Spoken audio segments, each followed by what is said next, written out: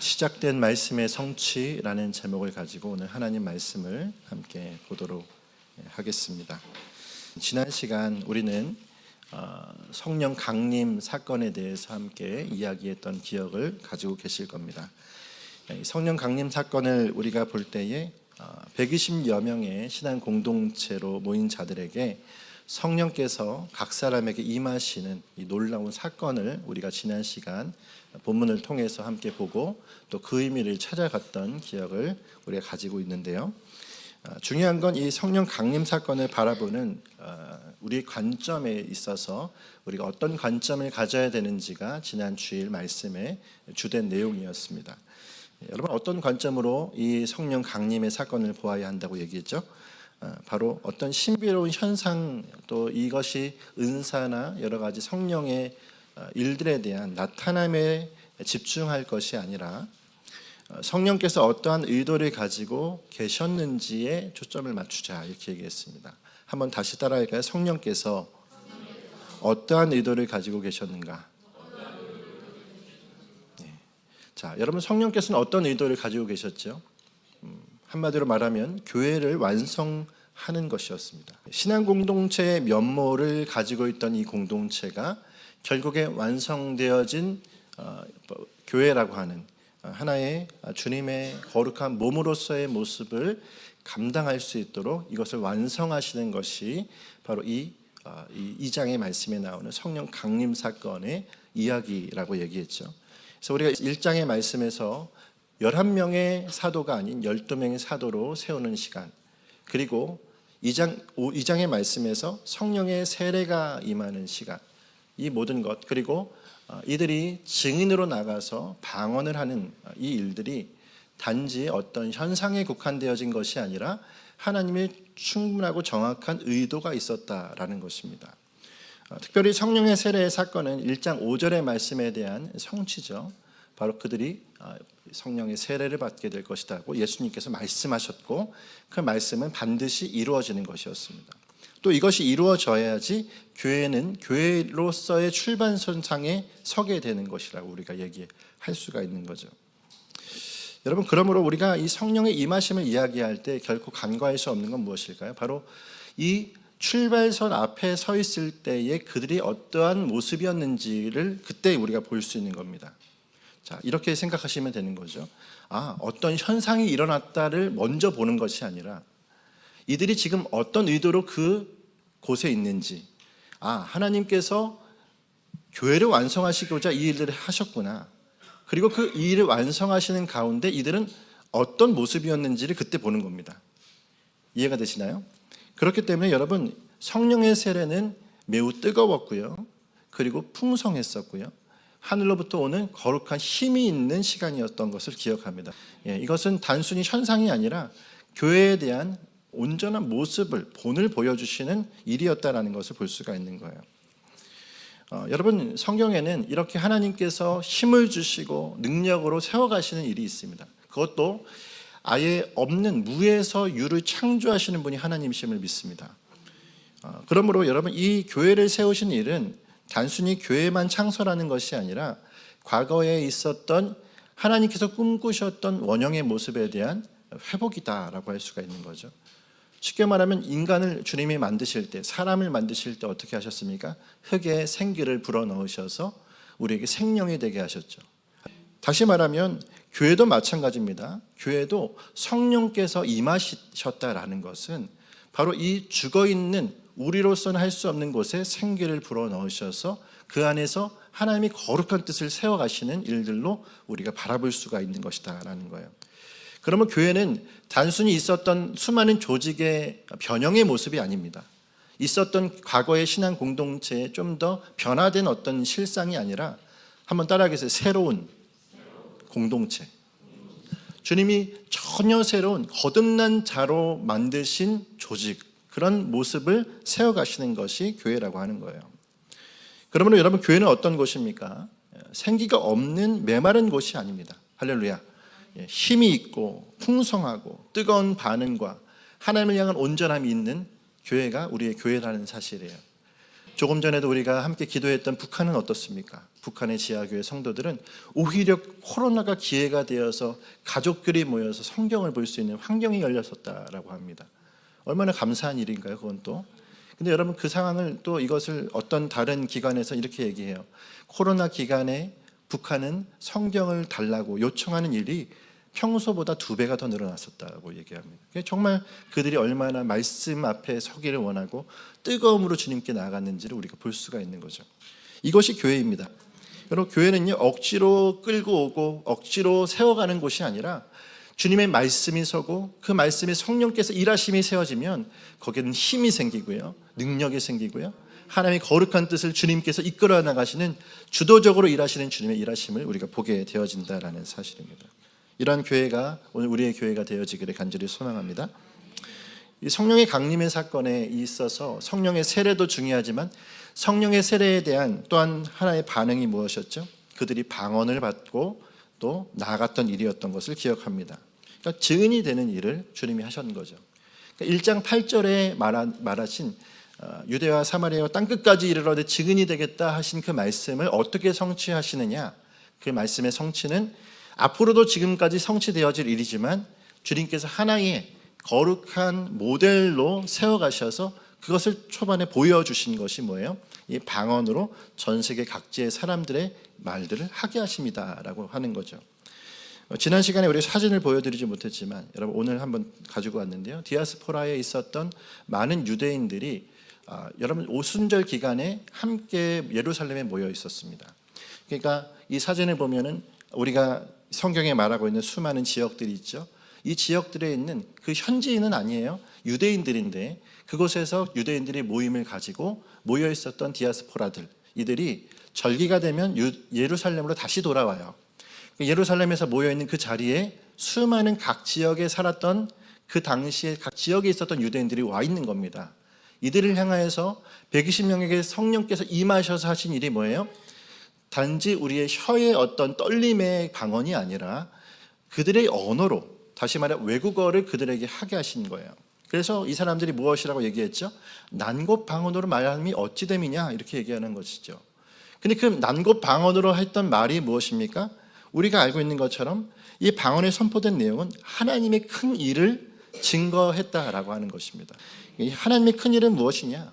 이 하나님의 큰 일은 바로 이들에게 가지고 있었던 그 내면 안에, 그 안에 하나님께서 일하신 하나님의 거룩한 복음을 선포하는 일이었다는 것을 우리가 보게 되어지죠.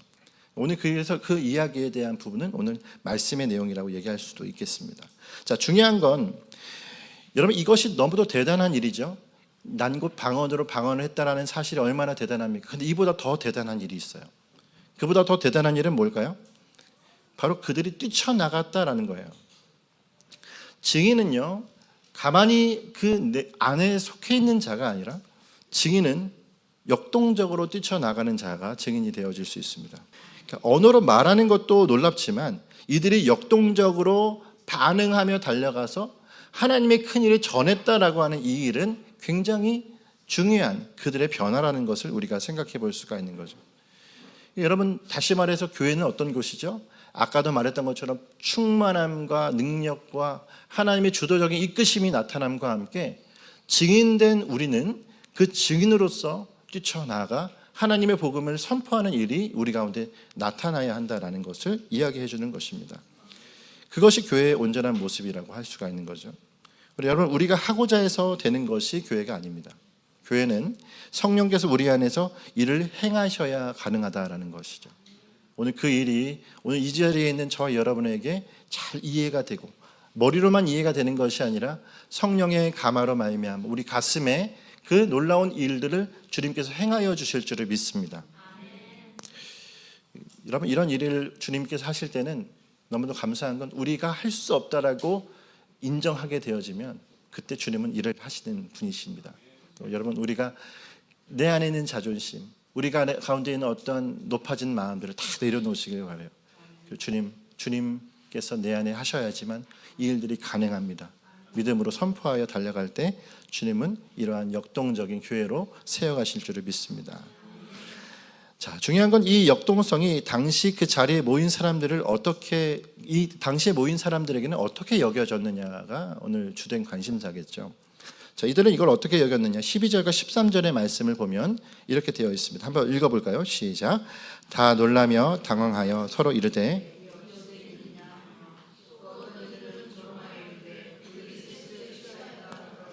아멘. 자, 쉽게 말해 그들이 전했어요. 그리고 그것을 난고방언 그들의 말들로 전했는데 돌아오는 반응입니다.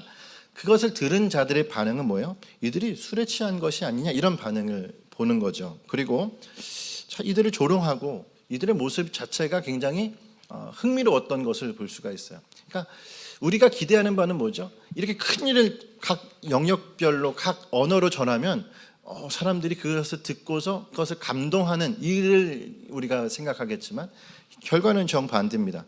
그러니까 정돈되지 않은 모습 때문에 이들이 술에 취한 게 아니냐라고 하는 비아냥을 듣게 되는 일을 우리가 보게 되어지는 거죠. 이런 겁니다. 여러분 우리도 마찬가지죠. 어떤 일에 대해서 굉장히 흥분한 상태로 누군가에게 전달할 때 사람들은 뭐라고요? 진정해, 진정해. 컴다운. 왜 그러죠? 나는 너무도 소중한 것을 알고 또 이것으로 충만해 있는데 이것이 상대방에게 전할 때는 그 사람은 아직 그렇게 뜨겁지 못하고 또 이 일에 대한 맥락을 모르기 때문에 그 사람의 마음이 그대로 전달되지는 못하는 것입니다. 그렇기 때문에 이 일에 대해서 상대방은 진정해라. 너 지금 좀 너무 갔어. 선을 넘었어. 이런 경우들도 우리가 주변에 보게 되는 거죠. 이런 일은 우리 주변에서도 많이 있습니다. 교회에서도 마찬가지. 내가 받은 은혜, 내가 받은 충만함을 누군가에게 전할 때는 사실 중간에 우리의 마음을 한번 정리하고 전달함이 필요할 때가 많이 있는 것을 볼 수가 있습니다. 아마 오늘 이 모습이 그래요. 120명의 사람들은 성령 충만한 자의 모습이었으면 너무 충만해요. 그들에게 뜨거움이 임합니다. 얼마나 감사하고 얼마나 좋습니까? 근데 이 일을 상대방에게 전할 때는 그것에 대한 놀라움의 진정의 마음이 전달되지 않는 모습을 보게 되어져요. 자, 그때 이러한 서로 간에 좀 괴리가 있을 때에 나타났던 게 뭐죠?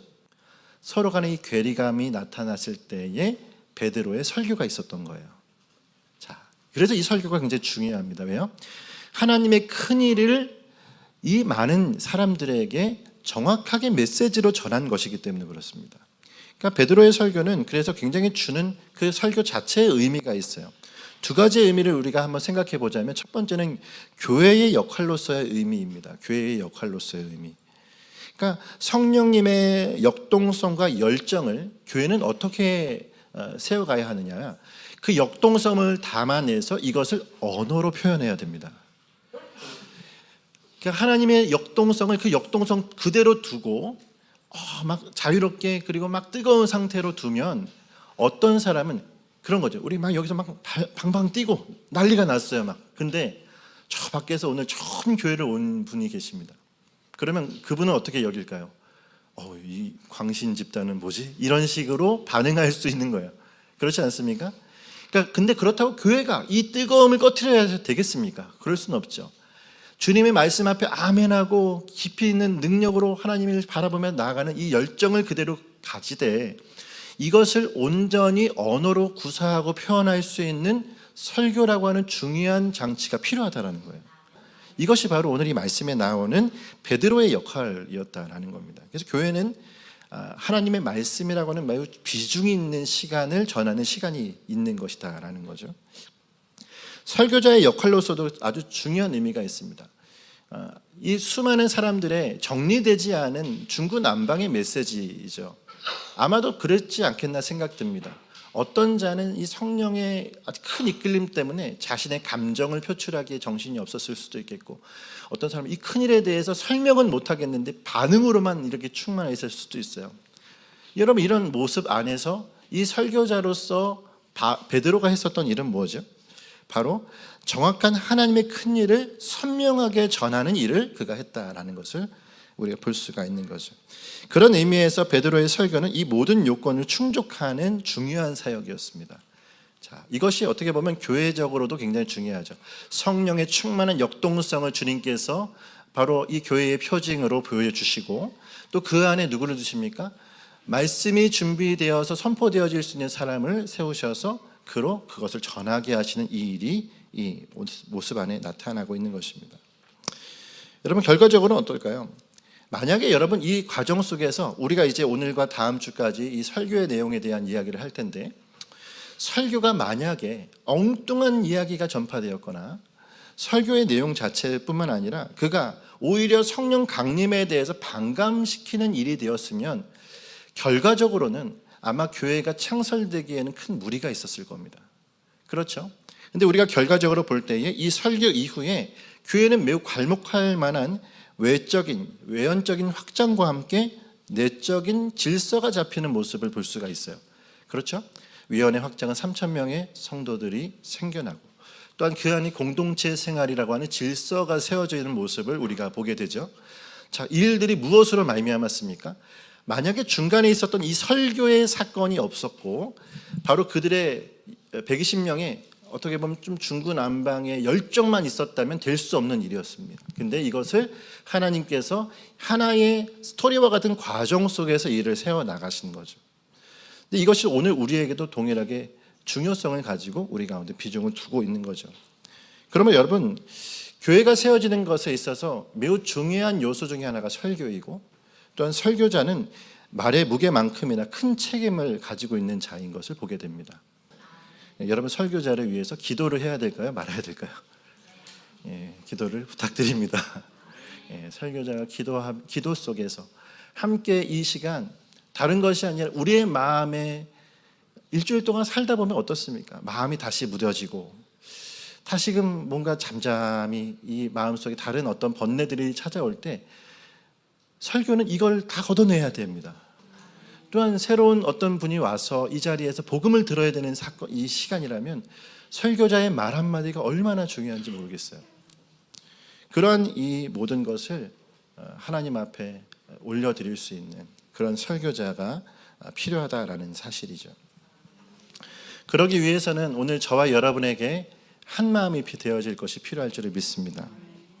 제가 몇 주 전인가요?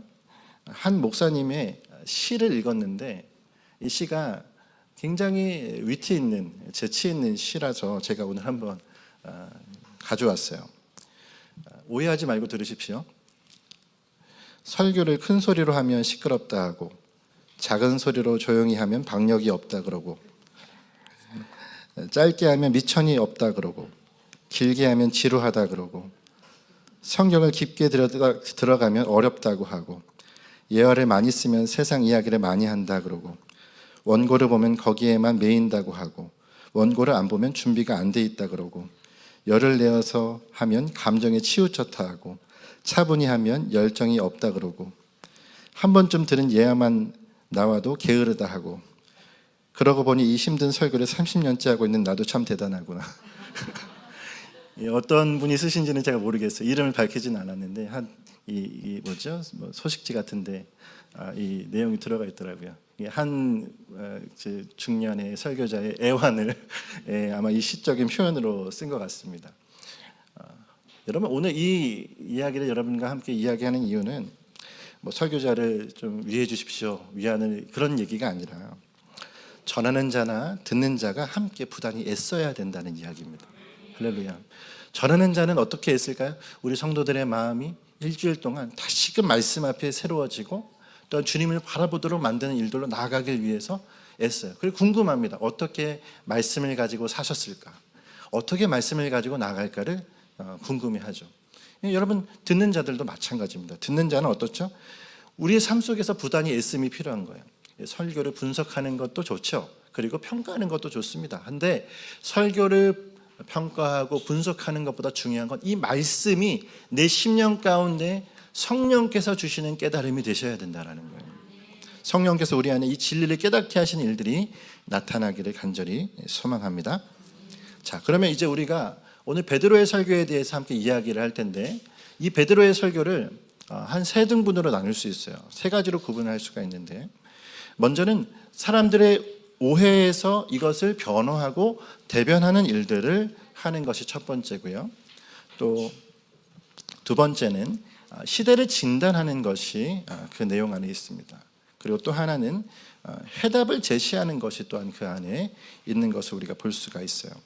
자, 오늘은 우리가 이 해답에 대한 이야기를 다음 주에 우리가 하도록 하겠고요.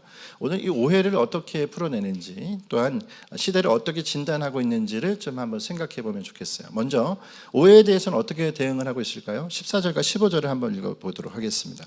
14절 15절 시작. 베드로가 열한 사도와 함께 서서 소리를 높여 이르되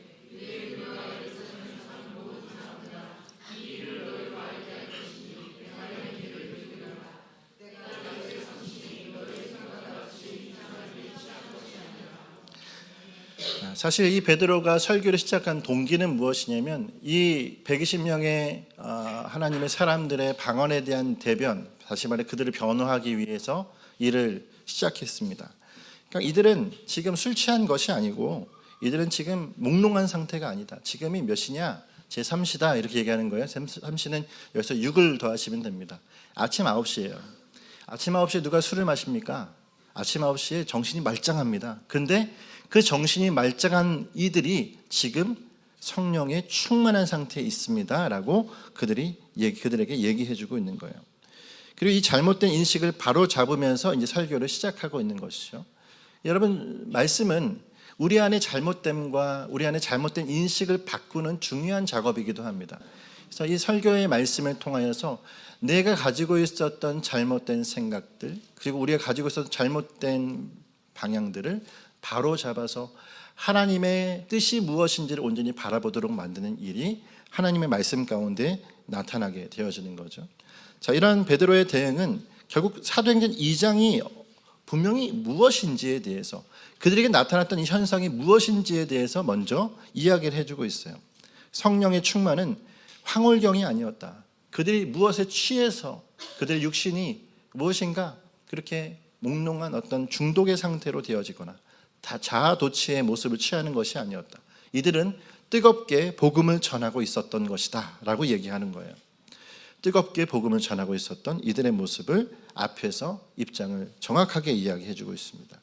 자, 중요한 것은 이러면서 베드로는 사람들의 생각을 오해하는 이 일로 해명하는 것으로 끝내지 않고요, 이를 통해 이 메시지가 무엇을 말하려는 건지를 정확하게 피력하고 있는 것을 볼 수 있어요. 사실 이 부분이 가장 중요하죠. 그러니까 이들에 대한 오해를 섞인 것들을 없애고 그 안에 정말 이들이 하고자 하는 말이 무엇인지를 정확하게 어필해주고 있는 것인데, 자, 그것에 대한 전반부 첫 번째 이야기가 무엇일까요? 요엘서에 나오는 말씀의 성취에 관한 이야기를 해주고 있습니다. 자, 16절에서 21절까지를 한번 같이 쭉 읽어보겠습니다. 시작. 이는 곧 선지자 요엘을 통하여 말씀하신 것이니 일러스되 하나님이 말씀하시기를 말세에 내가 내 영을 모든 육체와 더불어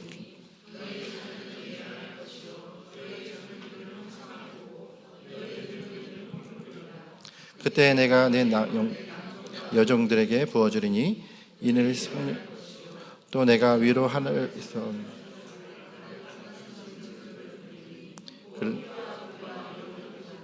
주의 크고 영화로운 날이 이르기 전에 해가 변하여 어두워지고 달이 변하여 피가 되리라. 아멘, 아멘.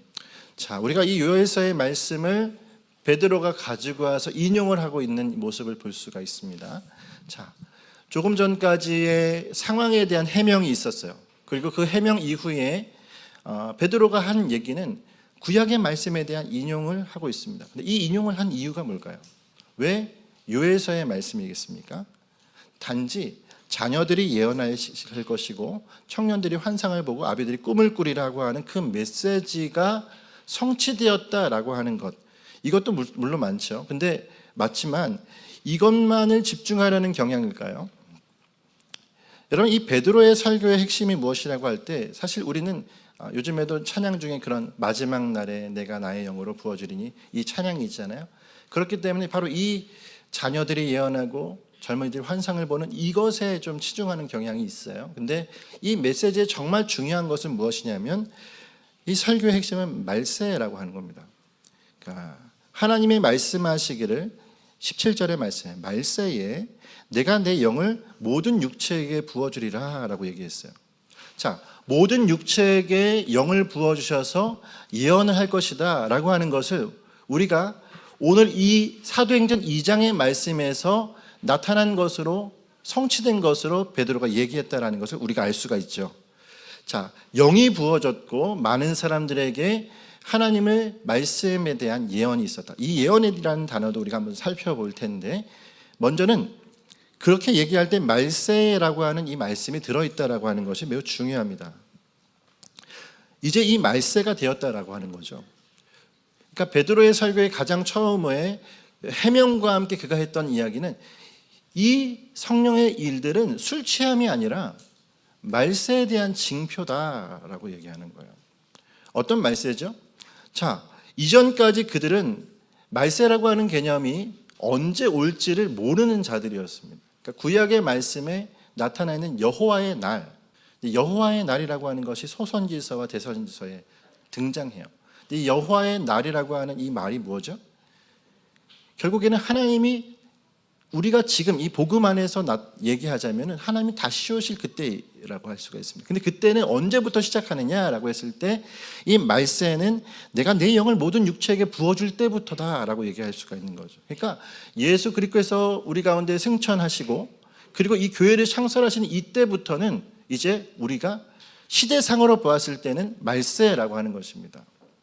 이 말세는 단순히 어떤 대단한 암흑의 징조나 어둠의 징조가 나타났기 때문에 말세가 아니라 이제 오늘 저와 여러분에게 이 시간이 주님이 장차 다시 오심을 예비하고 그때를 준비해야 될 시기가 되었다라고 하는 측면에서 이미 말세가 왔다라고 하는 것을 우리가 생각해 볼 수가 있는 거예요. 그런 의미에서 여러분, 이 성령의 강림의 기점이 뭐라고요? 이제는 마지막 때다라는 것을 이야기해 주고 있습니다. 자, 또 하나를 우리가 얘기하자면 예언을 한 번 더 살펴볼까요? 자, 말세가 되었을 때에 모든 육체에게 영을 부어주시는데 자녀들이 무엇을 할 거라고 얘기했죠? 예언을 할 것이다 라고 얘기했습니다. 자, 그러면 이 예언은 사도행전 2장의 말씀에서는 무엇이 지금 예언일까요? 이들이 입으로 방언을 하고 있는 그 내용들이 예언이라고 얘기합니다. 근데 우리가 이 얘기가 뭐라고 했죠? 하나님의 큰 일을 말하고 있는 것으로 알고 있죠. 다시 말해 자녀들이 예언하고 청년들이 환상을 보고 아비들이 꿈을 꾸게 되어질 이 일은 불특정의, 예를 들면 우리 안에 어떤 미래의 일을 예측하는 그런 정도의 예언으로 축소할 수 있는 것이 아닙니다. 이해가 되시죠? 그러니까 내 삶에서 어떤 작은 내 눈앞에 있는 것들을 바라보는 예언들로 교회가 이걸 축소해서는 안 돼요. 물론 그런 예측이라고 할 수 있는 것들을 교회 안에서도 충분히 열어둘 수 있습니다. 하지만 이 말씀에서 나오는 이 예언이라고 하는 것은 단지 내 눈앞에 있는 하나의 시간상의 앞의 것들을 예언하는, 그러니까 이것들을 예측하는 것이 아니라 결국 하나님께서 이 땅 가운데 어떻게 이제부터 일을 하실지에 대한 이야기죠. 다시 말하면 다음 주에 우리가 하게 될 이야기인 생명의 예수 그리스도의 복음에 대한 이야기가 예언이라는 이름으로 선포가 되어지는 것입니다. 자녀들은 예언할 것이고 청년들은 환상을 볼 것이고 아비들은 꿈을 꿀 것이다.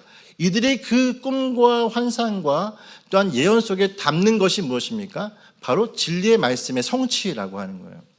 그러므로 오늘 말씀의 제목이 뭘까요? 시작된 말씀의 성취라고 하는 겁니다. 바로 복음이 온전히 선포되어지는 것, 그것이 오늘 이 말씀이 말하고 있는 예언이라고 하는 것의 중요한 이야기다라는 거죠. 여러분, 예언이라고 하는 것은 계시라는 말로도 우리가 바꾸어 봅니다. 그러니까 감추어진 것을 드러내는 것이 계시죠. 감추어진 것이 드러내다. 결국 오늘 우리에게 가장 중요한 감춘 것의 드러냄은 뭘까요? 그 전까지 감추어 있었던 그 복음의 빛이 이제 우리에게 비추어져서 그 빛의 놀라운 은혜를 경험케 하는 일들이 나타나게 되어진 것을 오늘 우리는 예언이라고도 하고 계시라고도 하는 것이다라는 겁니다. 그러므로 정리하면 성령의 임하심을 통해 구약에서 예언하고 있던 그 때가 이미 도래했다. 그리고 이것은 이제 무엇이요? 우리를 향하여서 예언케 하는데 이제 사람들의 입에서 그 복음의 선포, 감추어진 것에 대한 드러냄을 선포하게 될 것이다. 이것이 요엘서의 말씀의 성취라고 하는 것을 우리가 바라볼 수 있는 것이다라는 겁니다. 그러므로 여러분, 이 베드로의 메시지는 무엇을 전하고 있습니까? 우리가 오해를 푸는 것뿐만 아니라 베드로가 지금 전하고자 하는 것은 결국 이 눈앞에 있는 많은 뭇 성도들, 많은 뭇 사람들이 가지고 있는 그 인식에 매우 중요한 것을 그들에게 선사해 주고 있어요. 앞에 있는 모인 사람들이 뭐라고 얘기했습니까? 오순절에 모여 있었던 수많은 디아스포라의 사람들입니다. 이들은 왜 절기에 예루살렘으로 모였죠? 이때가 절기이기 때문입니다. 매년 행해지는 그 절기에 이들은 매년 반복되어지는 절기를 지키면서 삶을 삽니다. 이렇게 반복되는 삶을 살면서 그들이 가지고 있는 것이 뭐죠? 인생의 반복, 늘 이런 것에 대한 쳇바퀴가 돌아가고 있는 겁니다. 그러니까 하나님은 이 이스라엘 백성을 통해서 무엇을 원하십니까? 이제는 이 말세가 되었고 하나님의 새 언약의 시대가 되었다라는 것을 선포해야 하는데, 지금 이들이 모여있는 사람들의 모습은 눈앞에 있는 관심사, 내 눈앞에 있는 인생사에 초점이 맞춰져 있는 거죠. 그들을 향하여 이제 얘기하는 것입니다. 말세가 이제 왔고 우리는 이 질문을 해야 한다는 거예요. 준비가 되어 있느냐라고 하는 겁니다. 구약의 말씀에 수많은 여호와의 날이라고 준비되어 있던 그 말씀이 언제 성취되어질 것인지를 몰랐던 자들에게 이 하나의 사건은 그 사건이 이미 임했다라는 것을 의미하는 거예요. 그리고 이것을 통해서 이제 그들의 눈앞에 주어진 건 뭐죠? 이 말세가 되었을 때 우리는 준비가 되어 있느냐라는 것을 그들의 마음속에 이제 생각하도록 만들고 있는 것입니다. 그러므로 여러분, 오늘 우리에게 이 질문을 우리에게도 해야 되지 않겠습니까? 오늘 저와 여러분이 오늘 이 시간 언제를 살고 계십니까? 2000년 전의 말세인 건 오늘도 말세임을 믿습니다. 말세라고 하는 것이 이제 곧 종말이고 이제 곧 나라의 모든 것이 다 멸망하고 어떤 대단한 징조가 있어서가 말세가 아니라 예수 그리스도께서 이미 오셨고 이제 다시 오실 그때가 우리 가운데 남아있기 때문에 이때는 말세인 거예요. 할렐루야. 그럼 이때 우리는 우리 자신에게 물어봐야 하고 많은 사람들에게도 물어봐 줘야 합니다. 당신 준비되어 있습니까? 당신 정말 준비되어 있습니까? 말세에 새 영은 이미 부어졌고 교회는 그 새 영을 통하여 세워졌고 또 이 하나님의 새로운 일들은 이미 시작되어서 2000년을 지내왔습니다. 2000년이 지났으니까 오지 않는 것입니까? 이미 도래했고 이제 그 도래함은 결국 주님의 거룩한 뜻으로 다시 오실 그날을 바라보게 한다라는 것을 보게 되어지는 거예요. 그러므로 오늘 저와 여러분에게 다시 한번 도전하는 것은 뭘까요? 나는 준비가 되어 있느냐라는 것입니다. 생명된 복음이 내 안에 충만하시길 원합니다. 내가 내 자신이 준비되어 있는지를 확실히 알려면 내 가슴에 십자가와 복음을 붙들고 나는 어떠한 마음을 가지고 있느냐예요. 우리가 이번 표어처럼 생명된 복음을 누리는 자가 되자. 나는 정말 그 생명된 복음이 내 안에 나의 가슴을 뛰게 하는 것입니까? 난 그 생명된 복음으로 말미암아 내 삶의 모든 것이 그 안에 초점을 맞출 수 있습니까? 예수 그리스도 한 분이면 정말 충분합니까? 정말 그런 마음들이 우리에게 있는지를 한번 살펴보고 내 안에 주님을 바라보며 달려갈 수 있도록 우리 삶을 내어 달리는 것이 오늘 이 말세를 살아갈 저와 여러분의 마음속에 세워야 할 것이다라는 것이죠. 그러면 여러분 2024년이 맞이했고요. 이제 첫 주가 지났습니다. 기억해야 될 것은 우리가 말세를 살고 있다라고 하는 사실이에요. 우리가 허술하게 누군가의 믿음에 기대어 이 자리에 있을 수 없습니다. 부모의 믿음에 기대어 이 자리에 있어서는 안 됩니다. 누군가 때문에 끌려와서도 안 됩니다. 나의 믿음, 우리의 믿음이에요. 내 안에 그 믿음이 온전하게 견고하게 서 있어야 오늘 저와 여러분이 하나님 앞에 말세가 준비되어진 자로 서 있는 것입니다. 그러므로 저와 여러분 그런 준비된 자가 되시기를 간절히 소망합니다. 이제 말씀을 마칠 텐데요. 여러분 오늘 말씀에 베드로의 설교에서 우리가 볼 수 있는 가장 중요한 건 뭐죠? 이미 이 시대가 도래했다라는 것. 여러분 오늘 이 시대를 인식하실 수 있어야 됩니다. 이 험한 세상, 또 이 세상의 이 모든 세속과 수많은 이즘과 모든 체제가 난무하고 있는 이때에 저와 여러분에게 정말 생명은 무엇인지, 정말 따라갈 것은 무엇인지를 오늘 진리의 말씀에 베드로는 우리 가운데 제시해주고 있어요. 이제 예수 그리스도, 그분이 우리 가운데 진정한 해결이시고 우리 삶의 가장 큰 일이시다라는 사실을 보는 저와 여러분이 되었으면 좋겠습니다. 이 많은 사람들이 베드로의 설교를 듣고 마지막에 뭐라고 고백합니까? 그러면 우리가 어찌 해야 됩니까? 이제 우리가 어찌 해야 되냐라는 거예요. 예수 그리스도라고 하는 그 진리를 듣고 난 사람들의 반응이 그러했습니다. 오늘 우리에게 그러한 반응들이 나타나길 원합니다. 나는 어떻게 해야 됩니까? 나 예수님이 충분하고 있습니까? 한 주간을 살면서 나 정말 그리스도 그분으로 기뻐하고 있습니까? 예배가 마찬가지입니다. 감사로 주님 앞에 예배를 드렸다가 근심으로 마치는 것이 우리의 예배가 되어서는 안 되죠. 주님 앞에 나의 위치와 나의 상황을 바라보면서 하나님, 내가 주님 앞에 드리는 가장 영광스러운 예배가 꺼지는 불처럼 세워지지 않고 정말 주님 앞에 복음의 열정과 뜻을 가지고 달려가는 복됨으로 나타나기를 우리가 함께 기도하는 저 여러분이 되었으면 좋겠습니다. 이 하나님의 예배의 시간, 우리는 단순한 다른 어떠한 세상적인 것으로 우리의 마음을 회집을 수 없습니다. 결국 주님, 나의 안에 생명으로 나를 다뤄가시는 일들을 보게 하여 주시옵소서. 그 은혜를 가지고 오늘 저와 여러분이 달려가는 복된 한 주의 삶이 되시기를 간절히 소망합니다. 지금 기도하겠습니다.